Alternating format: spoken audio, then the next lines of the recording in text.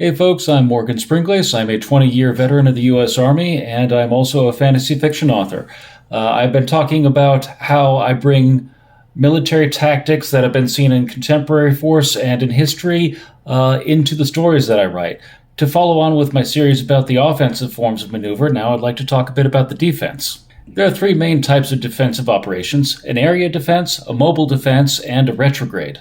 First, I'm going to be talking about the area defense. An area defense is when the defender is focused on retaining a specific area or a bit of terrain. All forms of defensive operations are taken when the defender is or perceives they are weaker than the attacker, or they're waiting for an opportunity, or simply to make the odds better. They're trying to avoid the attacker or wait for additional reinforcements or cause the attacker to attack into a strong defense and erode the attacker's resources. In general, the defender can defend forward, where they are placing the preponderance of their forces along a strong line of defense, or they can defend in depth, where they have an amount of space where they can fight a little, give up that terrain, fight a little more, give up that terrain, and in doing so, the attacker will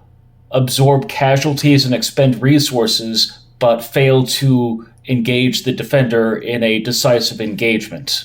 Now, to illustrate this, I'm going to go into the variations of an area defense. There's the defense of a linear obstacle, a perimeter defense, and a reverse slope defense. Whenever possible, all defensive operations should choose advantageous terrain, such as high ground or rugged terrain with lots of rocks and natural obstacles that they can make their fighting position stronger.